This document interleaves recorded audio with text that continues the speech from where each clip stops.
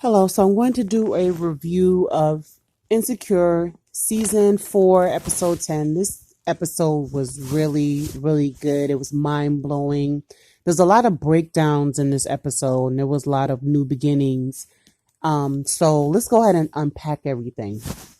So Lawrence and Issa meet up at the fair, and Lawrence reveals that he um got the job. It happens to be long distance or in a different location, and Issa's saying it's in Chicago, and Lawrence is like, "What?" So anyway, so Lawrence is basically like, is this gonna work? It's gonna be long distance. Like he's like, I want us to work, but you have your job and family, and Issa's like, I'm down. And so I think it's incredible how like they are trying to make things work despite their barriers and what is going on in the past. Like they're just moving forward, and that's so important. So I'm happy for Lawrence, and happy for Issa and their lives coming together. But I'm just saying that for now because at the end of the episode, it's a whole nother story. So we're moving forward. Molly and Andrew are at a special event and they're people watching. Okay. So I think it's cool how people get in a relationship and they get to the point where they start people watching and start talking about people and they lay back and they be like, oh, she got that on and what he doing over there. So I thought that was really cute. Key thing that happened was a guy came up to Molly and invited them to like another event or like an after party or something like that. And Molly said yes, but like Andrew did not have the opportunity to say, yeah, we can go, or Molly didn't say, hey, I'm gonna talk to Andrew about that. She just kind of answered for them, and it was just like awkward. The guy picked up on the vibes, and he was like, well, if you guys are able to come, you can go ahead and come. And so Molly's sitting there trying to, work things out, baby, if we do this, maybe you can go, blah blah blah. And Andrew's like, yeah, sure. But you could really tell that Andrew felt like, well, dang, Molly, you making decisions for us, and you're not talking to me about it. Like that's not fair. Molly, ask your man first. But see, my thing that's a that's a takeaway right there. But at the same time, it's just like I know for me, I would have said yes right off bat. But you gotta train yourself to make sure that there's somebody else in a relationship. When you're on the same path, when you're on the same vibe, like it's automatic. So that's a breakdown there. So anyway, Issa and Nathan, they meet up with each other and at where excuse me, at the barbershop where Nathan works. And Nathan apologizes to Issa for talking to her about her ex. So yeah, Nathan apologized to Issa for talking to her about her ex. And Issa's like, that's cool, but me and Lawrence are together, so what you saying? And Nathan is just like, what your man got to do with me? No, I'm just playing. But anyway, he's just like, basically, I just want to apologize. But I respect him for saying that because a lot of guys would have stayed in that competitive mode where it's just like, yo, I'm gonna still try to get you. I don't care if you got a man. But I'm telling you, the vibrations between Nathan and Issa are like up and down with me. And for some reason, like I'm rooting for them to work, especially after finding out that, okay, he disappeared, but he had bipolarism. So he's managing his mental health. Um, so that's excusable. But who knows? There could be a chance for them to be together. I don't know. I'm just saying this before I reach the end. But anyway, so Molly and Andrew. So we're in like different phases with Molly and Andrew throughout this episode. Now, the first phase was at the party. Okay. The second phase is Molly and Andrew are in the apartment. And so in phase one of everything, that's where things just start to boil over a little bit in terms of their relationship. What's going on here? Phase two is again them in the apartment, and Andrew confronts Molly about having to adjust to everything that she wants to do. And it's an issue. He's bringing it up. Molly is, again, not recognizing anything. She's just like, I'm trying, I'm inviting you to my work event so we can have time together, blah, blah, blah.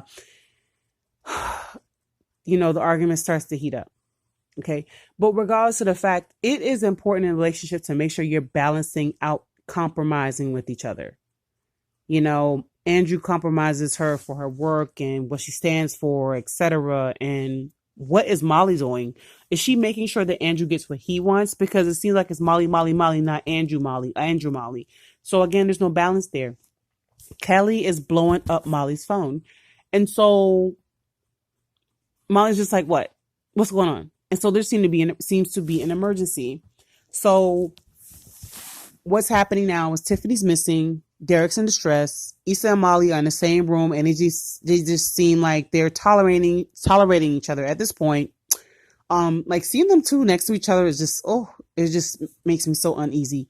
But Derek is calling the police station, and he's like, Dana putting me on hold again, and he's just like really disturbed.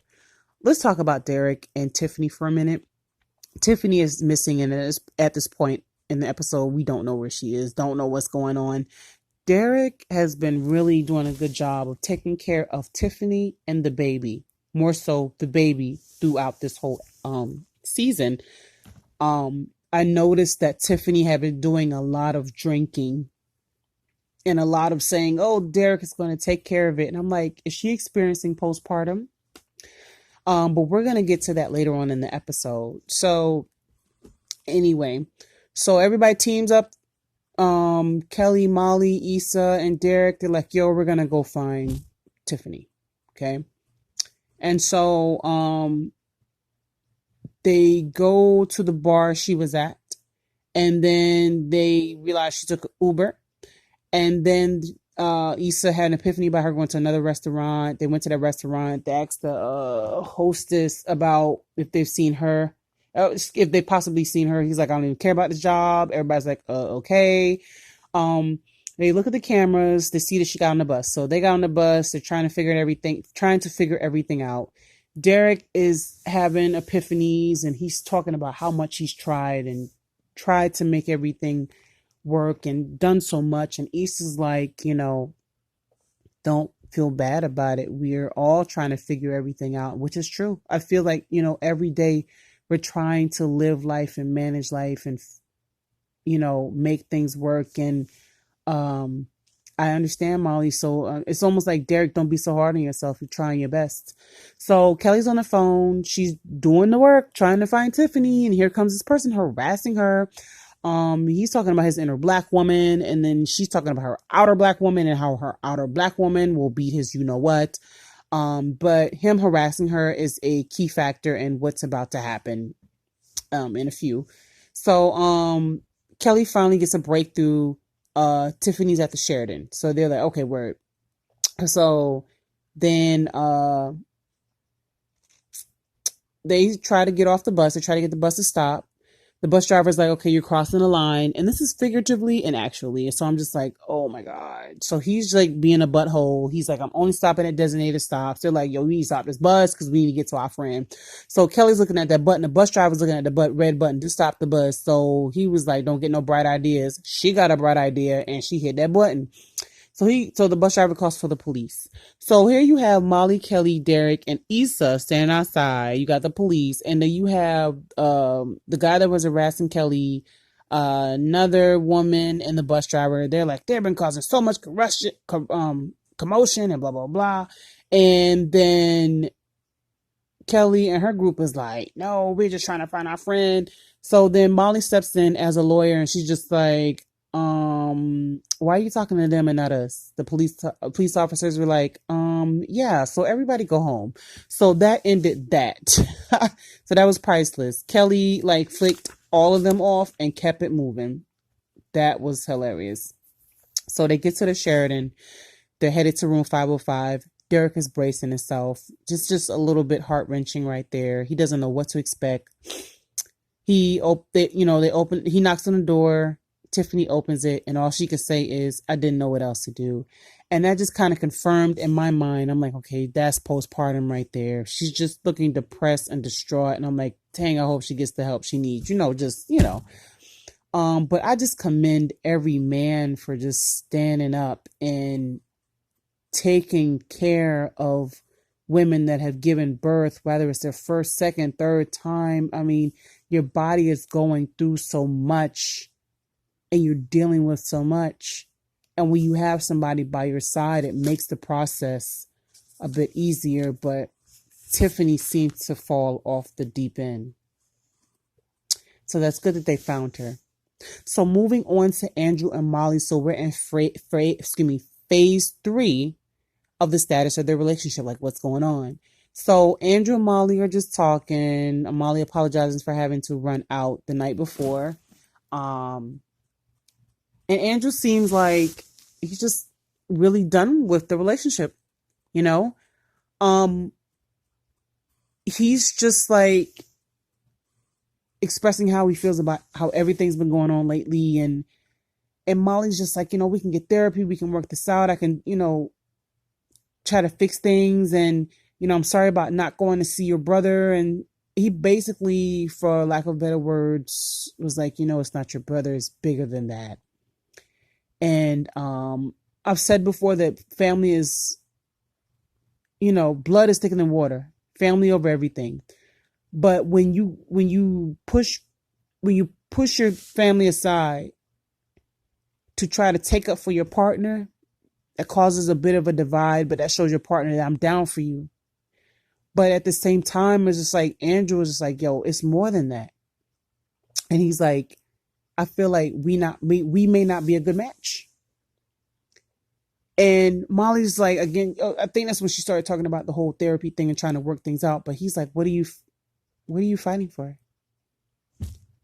And Molly couldn't even answer the question, man. I was at a loss for words, man. And I'm telling you, Andrew has done so much in trying to work with Molly.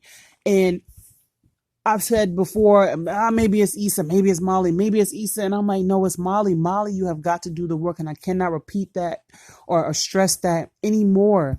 Like, it's you. And it's so hard for us as human beings to confess our problems, to say out loud that, hey, I'm wrong. I did this wrong. I did not do the work. I'm hurting these people. I'm impacting people. Nobody's reading the room. You're not reading the room. You're just being so selfish in your relationship, and you're making compromises for you. But what about the other person? And I feel Andrew, because he's dealt with her a lot. So Molly, gotta do the work. Now we're moving on to the biggest part of this episode, man. The biggest part of this episode.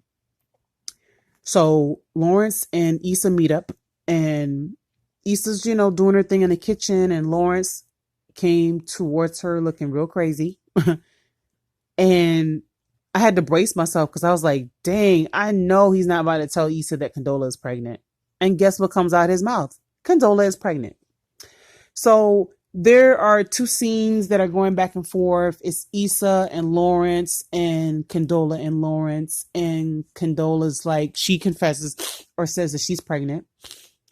Lawrence is rubbing his face, rubbing his head, and he's just like, man, oh man, is it mine? And Condola's like, yes, it's yours. And she's doing this like Broadway performance. It's good acting for this. And Issa is like, what about us? And Lawrence is like, I want to be with you. I want this thing to work. And, back to Condola, back to Condola and Lawrence. And Lawrence is like, are you going to keep it? And it made me think about this one video by J. Cole called Lost Ones. If you've ever seen that video was really intense, really deep. It was about a girl that J. Cole was dating, and she was pregnant, and he was just like, yo, we not ready for this. And she's basically like, how you gonna tell me what to do with my body? And it was just a back and forth about her being pregnant. And you know how many people around the world are dealing with this? But, it's almost like that's the price we pay for having sex. When you have sex, be prepared to procreate. I mean, there's no other way to put it. But, the whole, everything just does not sit well with Issa. And then moving on to Condola, she's like, I'm going to do this with or without you. Basically, that's what she said. And I mean, this was such a heavy hit for this episode. Man, everybody everybody on the internet was just like, yo, Condola's pregnant. Like, they were manifesting it and putting it out there. And then here we go. And it makes me so anxious and ready for season 5. Like, I am so ready for what's going to happen, because here we have Issa and Lawrence and their lives are coming together, and boom, you have this fastball that comes and you have to deal with it. And then the last thing that happens in the videos, we see Molly and Issa talking at the Ethiopian restaurant. The restaurant they were resisting each other at, in a sense. Now they're at the point they're talking at the restaurant, and I think that's pretty dope. That they came back together, and I said in my last video that Molly and Issa can get back on good terms. Like, to say, for lack of better words, that they outgrew each other,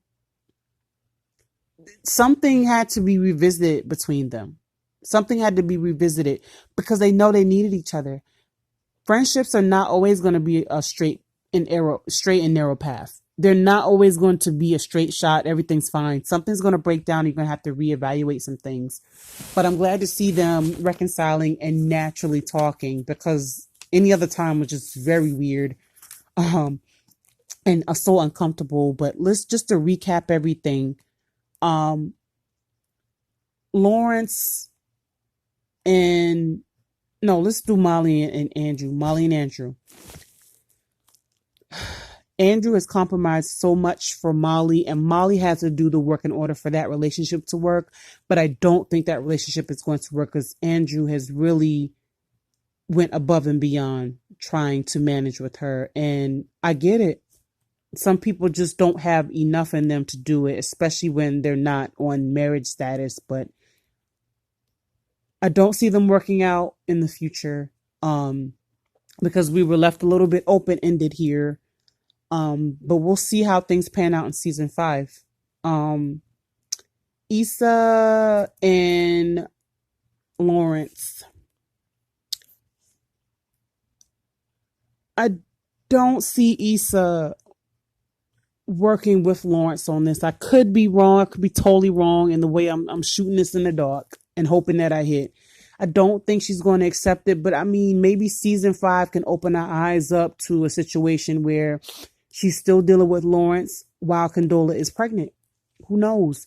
Or Issa and Nathan can end up being together while we watch Condola and Lawrence make things work. I just don't know. I just can't even see exactly what's going to happen in season 5, but I'm just super excited. But I just hope that everything works out. When you bring a child into this world, you just hope that that child is cared for and loved. But when you get someone pregnant and you've already moved on at some point, it makes things so complicated. Also, lastly, Derek and Tiffany. I hope Tiffany gets the help that she needs, because she appears to have postpartum, and I know that's a hard thing to deal with. But yeah, a lot to unpack here, a lot to unpack with this episode. So I really look forward to season 5. Leave your comments, your thoughts below. I would love to know what you feel, how you feel about this episode. Alrighty, take care, guys. Bye.